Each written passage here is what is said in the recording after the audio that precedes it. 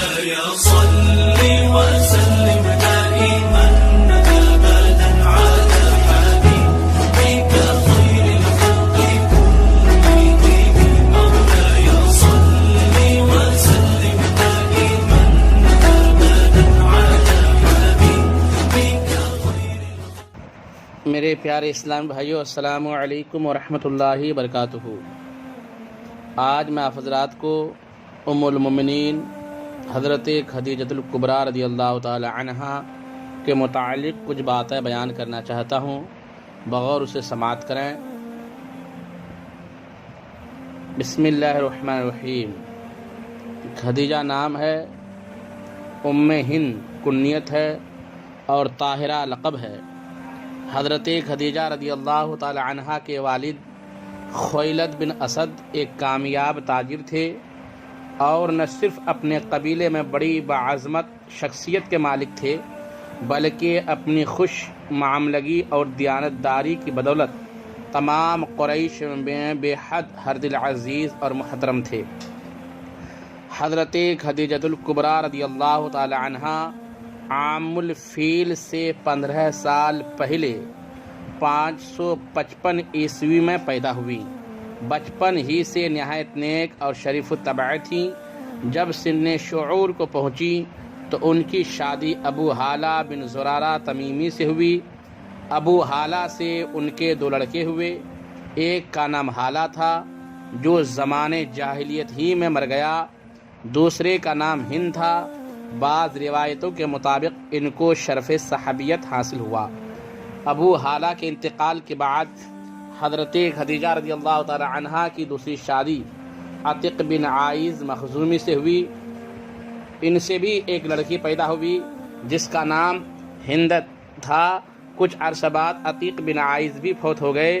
ایک روایت کے مطابق حضرت خدیجہ رضی اللہ تعالی عنہا کا نکاح تیسرا ان کے چاچا کے لڑکے سیفی بن امیہ کے ساتھ ہوا، اور ان کے انتقال کے بعد انہیں جناب رسول اللہ صلی اللہ علیہ وسلم کا شرف زوجیت حاصل ہوا۔ لیکن اکثر روایتوں میں ہے کہ حضرت خدیجہ رضی اللہ تعالی عنہا کا تیسرا اور آخری نکاح حضور صلی اللہ علیہ وسلم سے ہی ہوا۔ نبی کریم صلی اللہ علیہ وسلم کی زوجیت میں آنے سے پہلے حضرت خدیجہ رضی اللہ تعالی عنہا ایام خلوت گزینی میں گزار رہی تھیں۔ وہ اپنا کچھ وقت خانہ کعبہ میں گزارتیں اور کچھ وقت اس زمانے کی معزز کاہنہ عورتوں میں صرف کرتیں، اور ان سے زمانے کے انقلاب پر وقتاً فوقتاً بحث کیا کرتیں۔ قریش کے بڑے بڑے سرداروں نے انہیں نکاح کے پیغامات بھیجے، لیکن انہوں نے سب رد کر دیے، کیونکہ پے در پہ صدمات نے ان کی طبیعت دنیا سے اچاٹ کر دی تھی۔ ادھر ان کے والد ضعف پیری کی وجہ سے، بڑھاپے کی وجہ سے اپنی وسیع تجارت کے انتظام سے عاجز آ گئے۔ نرینہ اولاد کوئی زندہ نہ تھیں۔ تمام کام اپنی ذہین اور عاقلہ بیٹی کے سپرد کر کے خود گوشہ نشین ہو گئے تھے، اور کچھ عرصہ بعد ان کا انتقال ہو گیا۔ حضرت خدیجہ رضی اللہ تعالی عنہا نے تمام کاروبار تجارت نہایت احسن طریقے سے جاری رکھا۔ اس وقت ان کی تجارت ایک طرف شام میں پھیلی ہوئی تھی اور دوسری طرف اطراف یمن میں۔ اس وسیع کاروبار کو چلانے کے لیے انہوں نے ایک بڑا عملہ رکھا ہوا تھا، جو متعدد عرب، یہودی اور عیسائی ملازموں اور غلاموں پر مشتمل تھا۔ حسن تدبیر اور دیانتداری کی بدولت ان کی تجارت روز بروز ترقی کر رہی تھی، اور اب ان کی نظریں ایک ایسے شخص کی متلاشی تھیں جو بے حد قابل، ذہین اور دیانتدار ہو، تاکہ وہ اپنے تمام ملازمین کو ان کی سرگردگی میں تجارتی قافلوں کے ساتھ بھیجا کریں۔ یہ وہ زمانہ تھا جب سرور کائنات صلی اللہ علیہ وسلم کے پاکیزہ اخلاق اور ستودہ صفات کا چرچا مکہ کے گھر گھر میں پھیل چکا تھا۔ اس وقت حضور صلی اللہ علیہ وسلم جوانی کے عالم میں تھے، اور آپ صلی اللہ علیہ وسلم ساری قوم میں امین کے لقب سے یاد کیے جاتے تھے۔ یہ ناممکن تھا کہ حضرت خدیجہ رضی اللہ تعالی عنہا کے کانوں تک اس مقدس ہستی کے اوصاف کی بھنک نہ پڑتی۔ ان کو اپنی تجارت کی نگرانی کے لیے ایسے ہی ہمہ صفت موصوف شخص کی تلاش تھی۔ انہوں نے حضور صلی اللہ علیہ وسلم کو پیغام بھیجا کہ اگر آپ میرا سامان تجارت شام تک لے جایا کریں تو دوسرے لوگوں سے 2 گنا معاوضہ آپ کو دیا کروں گی۔ حضور صلی اللہ علیہ وسلم ان دنوں اپنے چاچا کی سرپرستی میں تھے۔ انہیں وقتاً فوقتاً حضرت خدیجہ کی تجارت کا حال معلوم ہوتا رہتا تھا۔ حضور صلی اللہ علیہ وسلم نے حضرت خدیجہ رضی اللہ تعالی عنہا کا پیغام منظور فرما لیا اور تجارت کی چیزوں کو لے کر شہر بصرہ کی جانب روانہ ہوئے۔ چلتے وقت حضرت خدیجہ نے اپنا غلام خاص میسرہ بھی آپ صلی اللہ علیہ وسلم کے ساتھ کر دیا اور اسے تاکید کی کہ سفر کے دوران حضور صلی اللہ علیہ وسلم کو کوئی تکلیف نہ ہونے پائے۔ حضور صلی اللہ علیہ وسلم کی دیانتداری و سلیقہ شعاری کی بدولت تمام سامان تجارت 2 گنے منافع پر فروخت ہو گیا۔ دوران سفر میں سردار قافلہ یعنی سرور کائنات صلی اللہ علیہ وسلم نے اپنے ساتھیوں کے ساتھ اتنا اچھا سلوک کیا کہ ہر ایک حضور صلی اللہ علیہ وسلم کا مدحہ بلکہ جانثار بن گیا۔ جب قافلہ مکہ واپس آیا اور حضرت خدیجہ کو میسرہ کی زبانی سفر کے حالات اور منافع کی تفصیلات معلوم ہوئی تو بے حد متاثر ہوئیں اور اپنی خادمہ یا سہیلی نفیسہ کی معرفت حضور صلی اللہ علیہ وسلم کو نکاح کا پیغام بھیجا۔ حضور صلی اللہ علیہ وسلم کا ایما پا کر وہ حضرت خدیجہ رضی اللہ تعالی عنہا کے چاچا عمر بن اسد کو بلا لائیں۔ اس وقت وہی ان کے سرپرست تھے۔ دوسری طرف حضور صلی اللہ علیہ وسلم اپنے چچا ابو طالب اور دوسرے اکابر خاندان کے ساتھ حضرت خدیجہ رضی اللہ تعالی عنہا کے مکان پر تشریف لائے۔ جناب ابو طالب نے نکاح کا خطبہ پڑھا اور 500 درہم طلائی مہر قرار پایا۔ اس وقت حضور صلی اللہ علیہ وسلم کی عمر مبارک 25 سال اور حضرت خدیجہ رضی اللہ تعالی عنہا کی عمر مبارک 40 سال تھیں۔ نکاح کے بعد حضور صلی اللہ علیہ وسلم اکثر گھر سے باہر رہنے لگے۔ کئی روز مکہ کے پہاڑوں پر جا کر عبادت الہی میں مشغول رہتے۔ غرض اسی طرح 15 برس کا زمانہ گزر گیا۔ ایک دن اسی طرح حضور صلی اللہ علیہ وسلم غار حرا میں معتکف تھے کہ رب ذوالجلال کے حکم سے جبریل علیہ السلام آپ کے پاس تشریف لائے اور کہا اقرا پڑھیے۔ حضور صلی اللہ علیہ وسلم نے نظریں اٹھائیں تو اپنے سامنے ایک نورانی صورت کو کھڑے پایا۔ جبریل نے آپ صلی اللہ علیہ وسلم کو سینے سے لگا کر دبایا اور کہا پڑھیے۔ حضور صلی اللہ علیہ وسلم نے فرمایا میں پڑھنے والا نہیں۔ جبرائیل نے پھر یہی کہا۔ حضور صلی اللہ علیہ وسلم نے یہی جواب دیا۔ تیسری بار جب جبریل علیہ السلام نے کہا اقرا بسم ربک الذی خلق خلق الانسان من علق اقرا ربک الاکرم الذی علم بالقلم علم الانسان ما لم يعلم، معنی پڑھ اپنے پروردگار کے نام سے جس نے پیدا کیا، جس نے انسان کو خون کے لوتھڑے سے پیدا کیا۔ پڑھ تیرا پروردگار بہت کرم والا ہے، جس نے قلم کے ذریعے علم سکھایا، جس نے انسان کو وہ سکھایا جو نہیں جانتا تھا۔ تو حضور صلی اللہ علیہ وسلم کی زبان پر یہی الفاظ جاری ہو گئے۔ اس حیرت انگیز واقعہ سے حضور صلی اللہ علیہ وسلم کی طبیعت بے حد متاثر ہوئی۔ گھر تشریف لائے تو فرمایا زملونی زملونی، مجھے کپڑا اڑاؤ مجھے کپڑا اڑاؤ۔ حضرت خدیجہ نے تعمیل ارشاد کی اور پوچھا کہ آپ کہاں تھے؟ میں سخت فکر مند تھی اور کئی آدمیوں کو آپ کی تلاش میں بھیج چکی تھی۔ حضور صلی اللہ علیہ وسلم نے تمام واقعہ بی بی خدیجہ رضی اللہ تعالی عنہا کے سامنے منوعاً بیان کر دیا۔ حضرت خدیجہ رضی اللہ تعالی عنہا نے فرمایا آپ سچ بولتے ہیں، غریبوں کے دستگیر ہیں، مہمان نواز ہیں، صلہ رحم کا خیال رکھتے ہیں، امانت گزار ہیں، دکھیوں کے خبرگیر ہیں۔ اللہ آپ صلی اللہ علیہ وسلم کو تنہا نہ چھوڑے گا۔ پھر حضور صلی اللہ علیہ وسلم کو ساتھ لے کر اپنے چاچا زاد بھائی ورقہ بن نوفل کے پاس پہنچی، جو زمانے جاہلیت میں بت پرستی چھوڑ کر عیسائی ہو گئے تھے اور گزشتہ الہامی کتابوں توریت اور انجیل کے بہت بڑے عالم تھے۔ بی بی خدیجہ رضی اللہ تعالی عنہا نے تمام واقعہ جو حضور صلی اللہ علیہ وسلم کو پیش آیا تھا ان کے سامنے پیش کیا۔ ورقہ بن نوفل یہ سنتے ہی بول اٹھے یہ وہی ناموس ہے جو موسیٰ علیہ السلام پر اترا تھا۔ اے کاش کہ میں اس زمانے تک زندہ رہتا جب آپ کی قوم آپ کو وطن سے نکال دے گی۔ حضور صلی اللہ علیہ وسلم نے پوچھا کیا یہ لوگ مجھے نکال دیں گے؟ ورقہ بن نوفل نے کہا ہاں، جو کچھ آپ پر نازل ہوا ہے جب کسی پر نازل ہوتا ہے تو دنیا اس کی مخالف ہو جاتی ہے۔ اگر میں اس وقت تک زندہ رہا تو آپ کی بھرپور مدد کروں گا۔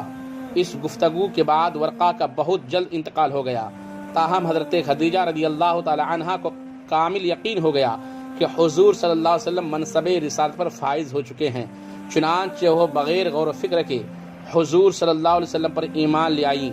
تمام کتب سیر متفق ہیں کہ عورتوں میں سب سے پہلے مشرب اسلام ہونے والی خاتون حضرت خدیجہ رضی اللہ تعالی عنہا ہیں۔ حضور صلی اللہ علیہ وسلم سے نکاح کے بعد حضرت خدیجہ رضی اللہ تعالی عنہا تقریباً 25 سال زندہ رہیں۔ اس مدت میں انہوں نے رسول اللہ صلی اللہ علیہ وسلم کے ساتھ ہر قسم کے روح و فرسا مصائب کو نہایت خندہ پیشانی سے برداشت کیا اور آقائے دو جہاں صلی اللہ علیہ وسلم کی رفاقت اور جانثاری کا حق ادا کر دیا۔ حضرت خدیجہ رضی اللہ تعالی عنہا کے اسلام لانے کے بعد حضور صلی اللہ علیہ وسلم کے متعلقین میں بھی اسلام کی تڑپ پیدا ہوئی۔ نوجوانوں میں حضرت علی رضی اللہ تعالی عنہ، بڑوں میں حضرت ابوبکر صدیق رضی اللہ تعالی عنہ اور حضرت زید بن حارثہ رضی اللہ تعالی عنہ سب سے پہلے ایمان لائے۔ ان کے بعد دوسرے سعید الفطرت اصحاب بھی آہستہ آہستہ اسلام میں داخل ہونے شروع ہو گئے۔ حضرت خدیجہ رضی اللہ تعالی عنہا کو اسلام کی وسعت پذیری سے بے حد مسرت حاصل ہوتی تھی اور وہ اپنے غیر مسلم اعزاء اور اقارب کے طعن و تشنیع کی پرواہ کیے بغیر اپنے آپ کو تبلیغ کے حق میں رسول اللہ صلی اللہ علیہ وسلم کا دست و بازو ثابت کر رہی تھی۔ انہوں نے اپنا تمام مال و زر اسلام پر لگا دیا اور اپنی ساری دولت یتیموں اور بیواؤں کی خبر گیری، بے کسوں کی دستگیری اور حاجت مندوں کی حاجت روائی کے لیے وقف کر دی۔ ادھر کفار قریش نو مسلموں پر طرح طرح کے مظالم ڈھا رہے تھے اور تبلیغ کے حق کی راہ میں ہر طرح کے روڑے اٹکا رہے تھے۔ انہوں نے رحمت عالم صلی اللہ علیہ وسلم اور آپ کے جانثاروں کو ستانے میں کوئی کسر اٹھا نہ رکھی تھی۔ جب حضور صلی اللہ علیہ وسلم کفار کی لا یعنی اور بیہودہ باتوں سے کبیدہ خاطر ہوتے تو حضرت خدیجہ الکبریٰ رضی اللہ تعالی عنہا عرض کرتی یا رسول اللہ صلی اللہ علیہ وسلم آپ رنجیدہ نہ ہوں، بھلا کوئی ایسا رسول بھی آج تک آیا ہے جس سے لوگوں نے تمسخر نہ کیا ہو۔ حضرت خدیجہ رضی اللہ تعالی عنہا کے اس کہنے سے حضور صلی اللہ علیہ وسلم کا ملال طبع دور ہو جاتا تھا۔ اس پر آشوب زمانے میں حضور صلی اللہ علیہ وسلم کی شریک حیات حضرت خدیجہ رضی اللہ تعالی عنہا نے نہ صرف حضور کی ہم خیال اور غمگسار تھی بلکہ ہر موقع پر اور ہر مصیبت میں آپ صلی اللہ علیہ وسلم کی مدد کے لیے تیار رہتی تھی۔ حضور صلی اللہ علیہ وسلم فرمایا کرتے تھے میں جب کفار سے کوئی بات سنتا تھا اور وہ مجھ کو ناگوار معلوم ہوتی تھی تو میں خدیجہ سے کہتا، وہ اس طرح میری ڈھارس بندھاتی تھی کہ میرے دل کو تسکین ہو جاتی تھی، اور کوئی ایسا رنج ایسا نہ تھا جو خدیجہ رضی اللہ تعالی عنہا کی باتوں سے آسان اور ہلکا نہ ہو جاتا تھا۔ عفیف کندی کا بیان ہے کہ ایک مرتبہ میں زمانے جاہلیت میں کچھ چیزیں خریدنے کے لیے مکہ آیا اور عباس بن عبد المطلب کے پاس ٹھہرا۔ دوسرے دن جب صبح کے وقت عباس کے ساتھ بازار کی طرف چلا، جب کعبہ کے پاس سے گزرا تو میں نے دیکھا ایک نوجوان شخص آیا، اپنا سر آسمان کی طرف اٹھا کر دیکھا، پھر قبلہ کی طرف منہ کر کے کھڑا ہو گیا۔ تھوڑی دیر بعد ایک نوخیز لڑکا آیا جو پہلے جوان کی ایک جانب کھڑا ہو گیا۔ زیادہ دیر نہ گزری تھی کہ ایک عورت آئی اور وہ بھی ان دونوں کے پیچھے کھڑی ہو گئیں۔ ان تینوں نے نماز پڑھی اور چلے گئے۔ میں نے عباس سے کہا عباس ایسا معلوم ہوتا ہے کہ مکہ میں انقلاب آنے والا ہے۔ عباس نے کہا تم جانتے ہو یہ تینوں کون ہیں؟ میں نے کہا نہیں۔ عباس نے کہا یہ جوان اور لڑکا دونوں میرے بھتیجے تھے۔ جوان عبداللہ بن عبد المطلب کا بیٹا محمد ہے اور لڑکا ابو طالب بن عبد المطلب کا بیٹا علی ہے۔ عورت جس نے دونوں کے پیچھے نماز پڑھی میرے بھتیجے محمد صلی اللہ علیہ وسلم کی بیوی خدیجہ بنت خویلد ہے۔ میرے بھتیجے کا دعویٰ ہے کہ اس کا دین الہامی ہے، وہ ہر کام خدا کے حکم سے کرتا ہے، لیکن ابھی تک ان تینوں کے سوا اس دین کا کوئی پیروکار میرے علم میں نہیں ہے۔ عباس کی یہ بات سن کر میرے دل میں خواہش ہوئی کہ اے کاش چوتھا آدمی میں ہی ہوتا۔ اس واقعہ سے اندازہ ہوتا ہے کہ حضرت خدیجہ رضی اللہ تعالی عنہا نے کیسے نامساعد حالات میں حضور صلی اللہ علیہ وسلم کا ساتھ دیا۔ حضرت خدیجہ رضی اللہ تعالی عنہا کی یہی ہمدردی، دل سوزی اور جانثاری تھی کہ حضور صلی اللہ علیہ وسلم ان سے بے پناہ محبت فرماتے تھے۔ جب تک وہ زندہ رہیں حضور صلی اللہ علیہ وسلم نے کوئی دوسرا نکاح نہ فرمایا۔ حضرت خدیجہ جہاں اولاد کی پرورش نہایت حسن خوبی سے کر رہی تھیں، وہاں امور خانہ داری بھی نہایت سلیقے سے نبھاتی تھیں، اور باوجود تامل و ثروت کے حضور صلی اللہ علیہ وسلم کی خدمت خود کرتی تھیں۔ صحیح بخاری میں روایت ہے کہ ایک مرتبہ حضرت جبریل علیہ السلام حضور صلی اللہ علیہ وسلم کے پاس تشریف لائے اور کہا خدیجہ برتن میں کچھ لا رہی ہیں، آپ ان کو اللہ کا اور میرا سلام پہنچا دیجیے۔ رسول اللہ صلی اللہ علیہ وسلم سے حضرت خدیجہ کی عقیدت و محبت کی یہ کیفیت تھی کہ بعثت سے پہلے اور بعثت کے بعد حضور صلی اللہ علیہ وسلم نے جو کچھ فرمایا انہوں نے ہمیشہ اس کی پرزور تائید و تصدیق کی۔ اسی لیے حضور صلی اللہ علیہ وسلم ان کی بے حد تعریف و تحسین فرمایا کرتے تھے۔ نبوت کے 7ویں سال مشرکین قریش نے بنو ہاشم اور بنو مطلب کو شیب ابی طالب میں محصور کر دیا، تو حضرت خدیجہ رضی اللہ تعالی عنہا بھی اس ابتلا میں حضور صلی اللہ علیہ وسلم کے ساتھ تھی۔ وہ پورے 3 برس تک اس محصوری کی روح فرسا آلام اور مصائب بڑے حوصلے اور صبر کے ساتھ جھیلتی رہیں۔